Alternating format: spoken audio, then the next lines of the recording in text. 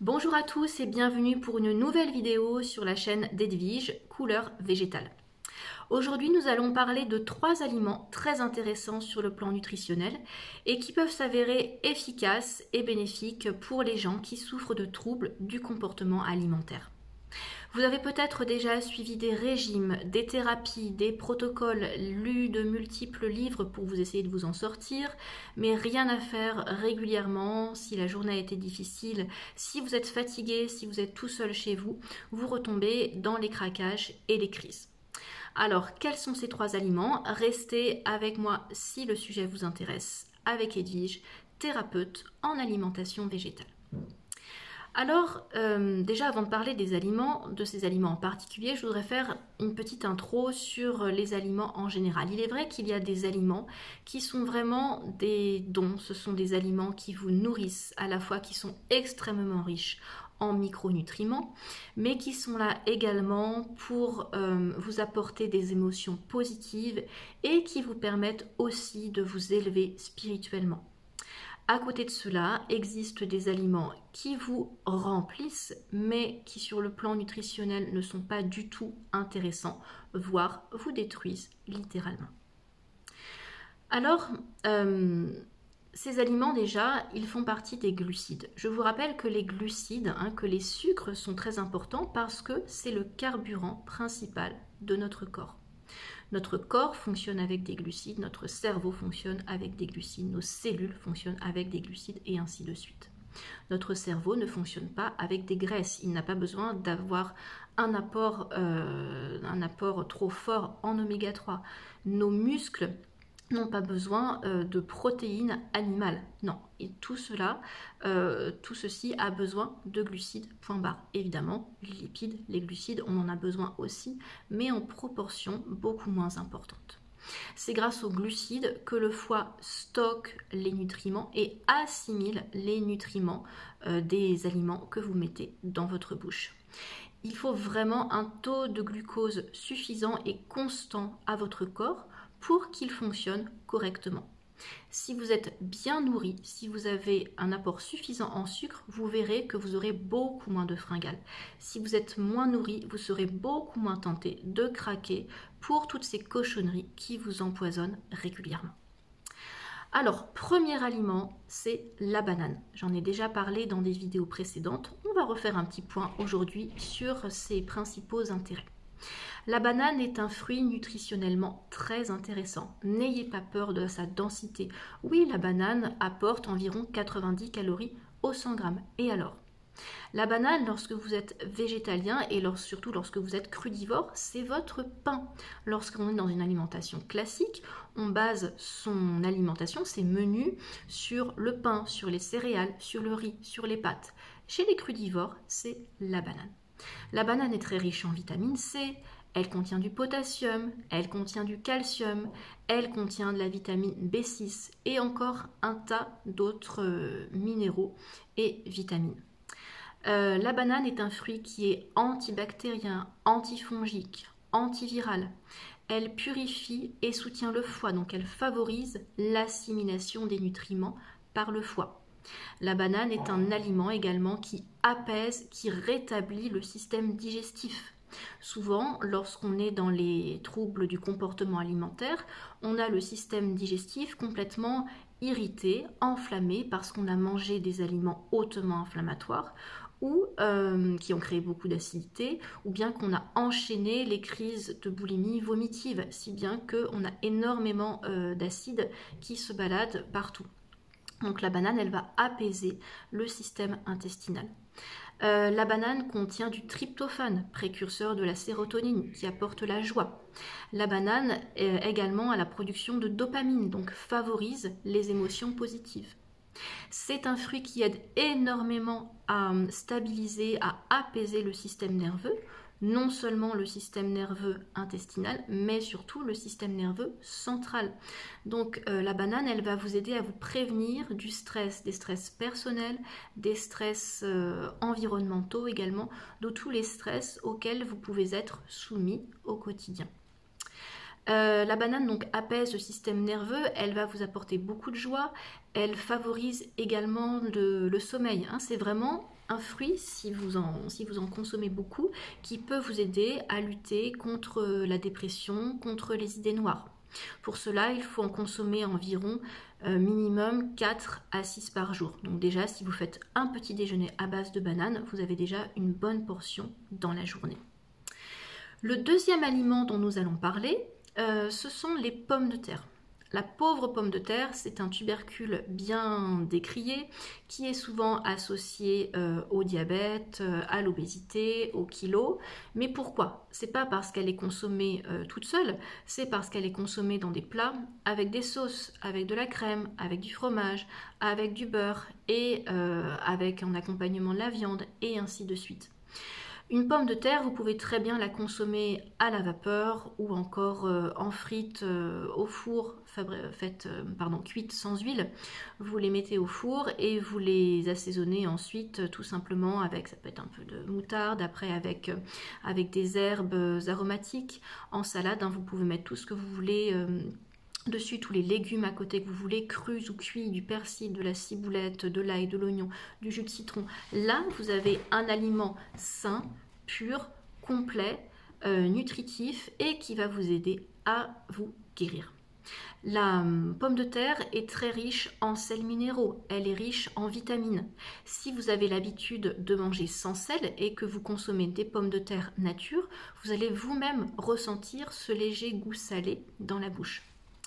La banane est excellente également, la pomme de terre est excellente comme la banane pour apaiser le système digestif. Pour les personnes qui ne digèrent plus rien, vous pouvez faire des monodiètes des pommes de terre. Hein. Pommes de terre matin, midi et soir à tous les repas.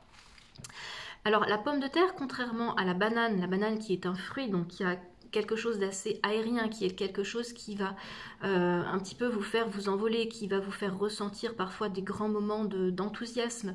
La pomme de terre, elle vient, comme son nom l'indique, donc de la terre, donc elle vous ancre beaucoup plus. C'est-à-dire qu'elle vous permet, elle vous apporte force, puissance, équilibre. Elle vous apporte beaucoup plus de stabilité émotionnelle. Elle va éviter en fait ces fluctuations dans les émotions. Elle aussi, elle va éviter les gros craquages.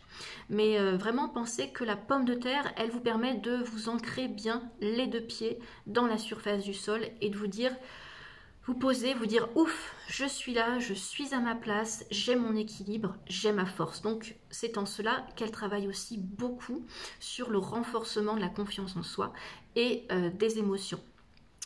Elle aussi, elle apporte énormément de sucre très intéressant. Elle est très bonne pour le foie, pour aider à restocker le glucose et le glycogène. Elle est très très intéressante également, la pomme de terre, pour nourrir le cerveau. Elle apaise aussi beaucoup le système nerveux. Le troisième aliment dont nous allons parler aujourd'hui, c'est les myrtilles sauvages. Alors, je parle bien des myrtilles sauvages et non pas des myrtilles cultivées. Il ne s'agit pas des mêmes plantes. Donc, si vous avez des recettes avec des myrtilles sauvages, ne prenez pas des myrtilles cultivées à la place. Elles ne se substituent pas l'une à l'autre. En fait, il n'y a rien à voir en fait. La myrtille cultivée n'a presque aucun des pouvoirs de guérison de la myrtille sauvage.